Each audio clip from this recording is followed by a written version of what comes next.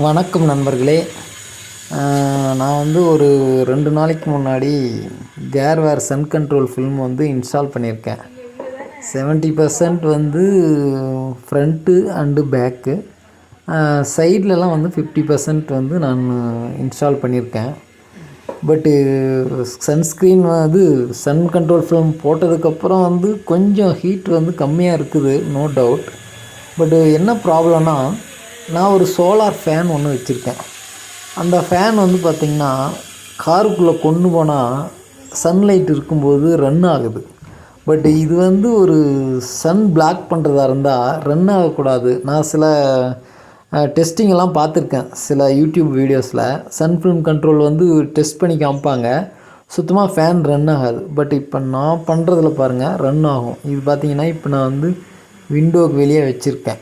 Window ஓப்பனில் இருக்குது, சன்லைட்டில் இருக்குது, பாருங்கள் சுற்றுது இல்லைங்களா. இப்போ அதை எடுத்துகிட்டு போயிட்டு நான் பேக்கு ரியரில் பார்த்தீங்கன்னா நான் வச்சு காமிக்கிறேன் பாருங்கள். ஃபுல்லி க்ளோஸ்டு தான், மீதி எல்லா டோரும் க்ளோஸில் தான் இருக்குது.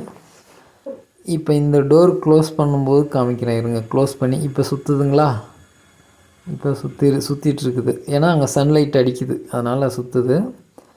இப்போ உள்ளே க்ளோஸ் பண்ணிவிட்டு, டோரை க்ளோஸ் பண்ணிவிட்டு நான் ரியரில் வைக்கிறேன் பாருங்கள். பின்னாடியும் 70 விசிபிலிட்டி போட்டிருக்கு, கேர்வேர் தான் போட்டிருக்கு. பாருங்கள் எப்படி ரன் ஆகுது பாருங்கள்.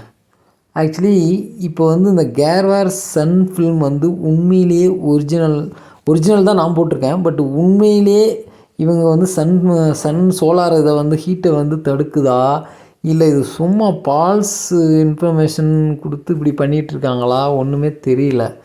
சரி, நீங்கள் யாராவது போட்டிருந்தீங்கன்னா நண்பர்களே இதை பற்றி ரிப்ளை பண்ணுங்கள் நண்பர்களே.